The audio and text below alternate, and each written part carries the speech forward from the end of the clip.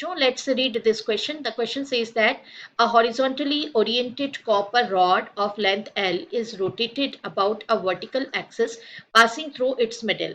If the rotated frequency at which the rod ruptures is 1 upon 2 pi root of n sigma rho L square, then n is given. Breaking or rupture strength of copper is sigma and density of copper is rho.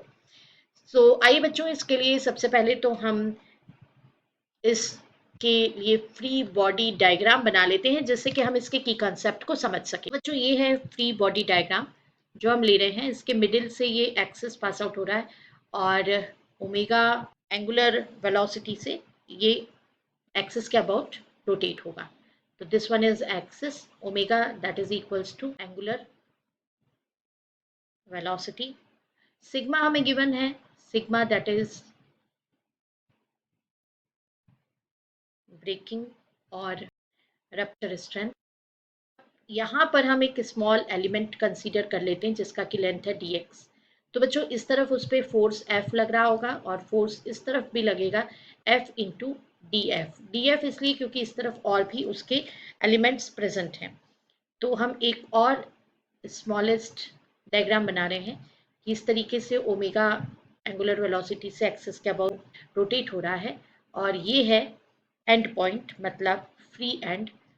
तो free and पर जाकर के इस तरफ वाली and ये जो है यहाँ पर कोई भी स्ट्रेस नहीं होगा, तो ये स्ट्रेस फ्री होगी, ये होगी स्ट्रेस फ्री, इस पर स्ट्रेस होगा 0। और यहाँ इनसाइड या कह लीजिए टुवर्ड्स द एक्सिस यहाँ पर फोर्स लग रहा होगा। तो फ्री एंड पे स्ट्रेस 0 है, but at the middle stress is maximum. तो हम ये मिडिल पॉइंट से इस एलिमेंट का डिस्टेंस काउंट कर लेते हैं x। अगर इसके लिए काउंटिंग करेंगे तो x डिस्टेंस और मिडिल पे आ जाएंगे तो x इक्वल्स टू 0 हो जाएगा। चलिए अब देख लेते हैं सॉल्यूशन। तो सिंस बच्चों, जैसा कि हमने आपको बताया कि मिडिल पर जाकर के ना स्ट्रेस क्या हो जाता है, मैक्सिमम।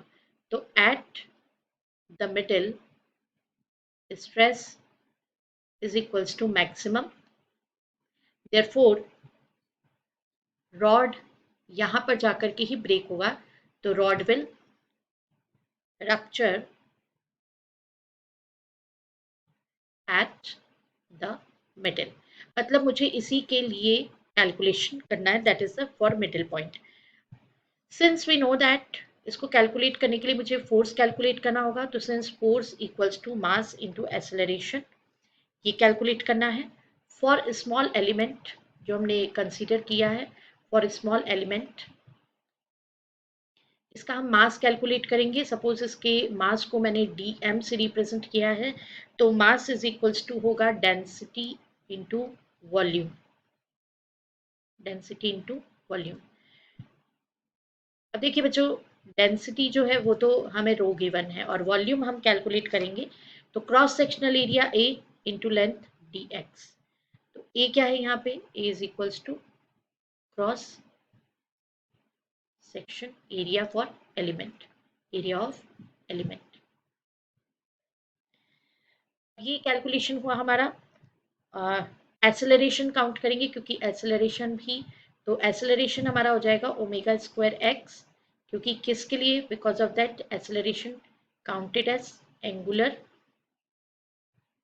एक्सेलरेशन। यहाँ पर एंगुलर रोटेशन वाला है तो एंगुलर वेलोसिटी ओमेगा है, एक्स डिस्टेंस है एक्सिस से, तो एंगुलर एक्सेलरेशन हम ओमेगा स्क्वायर एक्स काउंट करेंगे। सो नेट फोर्स अगर हम काउंट करें तो नेट फोर्स होगा यहाँ पे F, देन इसमें माइनस F प्लस DF जो हमने आपको डायग्राम में बताया है, फ्री बॉडी डायग्राम में, that is equals to rho into A into dx, ये तो मास का वैल्यू हो गया, and into omega square x acceleration का वैल्यू हो गया। तो बच्चों यहाँ से हमें मिलेगा minus df is equals to rho into A omega square x into dx। इसको हमें प्रॉपर लिमिट के लिए क्या कर देना है, इंटीग्रेट कर देना है।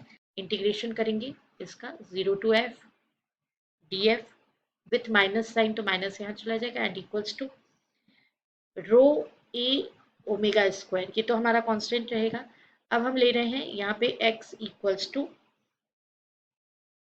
0 टू एल बाई टू, इतना हम अभी पोर्शन के लिए ले रहे हैं क्योंकि मिडिल पॉइंट है, तो x equals to 0 and x dx।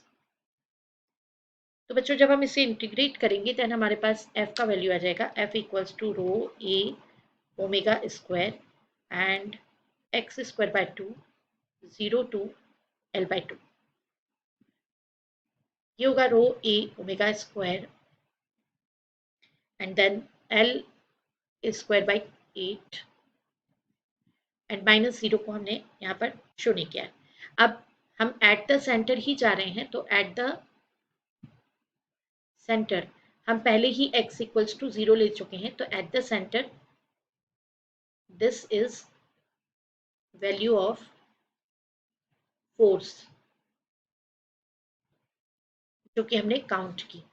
ठीक है, यहां पर स्ट्रेस को लेंगे, therefore F maximum is equals to rho A omega square L square by 8। अब स्ट्रेस क्या होता है बच्चों, स्ट्रेस होता है फोर्स पर यूनिट एरिया, तो फोर्स मैक्सिमम अपॉन, यहाँ पर हम ले लेंगे एरिया को ए को, तो ये एक्सप्रेशन हो जाएगा रो omega square L square by 8। तो बच्चों हमारे पास ये वैल्यू आया है सिग्मा का, sigma equals to rho omega square L square upon 8। तो यहाँ से ओमेगा स्क्वायर काउंट करेंगे हम, omega square is equals to होगा 8 sigma upon rho L square, and since